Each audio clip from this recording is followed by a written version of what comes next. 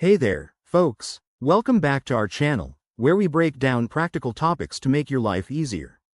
Today, we're tackling something important: how to send money to an inmate with Western Union in 2025.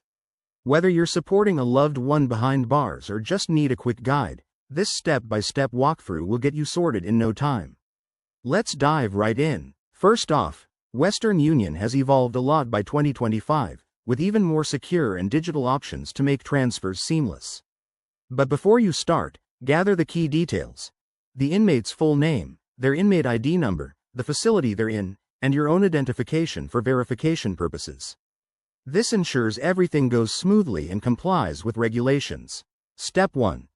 Head to the Western Union website or open their app on your smartphone. It's super user-friendly now with enhanced biometric security.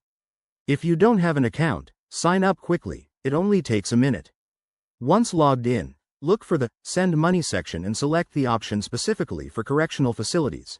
It's right there in the menu. Next, enter the inmate's details accurately.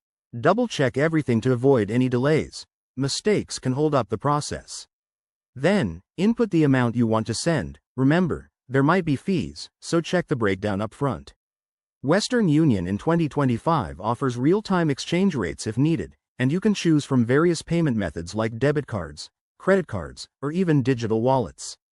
After that, review your transaction for accuracy and confirm it.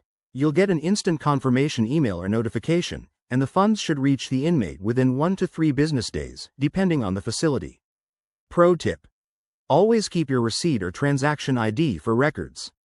Finally, if you're new to this, Western Union provides 24/7 customer support through chatbots or live agents, so don't hesitate to reach out if you run into issues. That's it for today's guide. Sending money doesn't have to be complicated.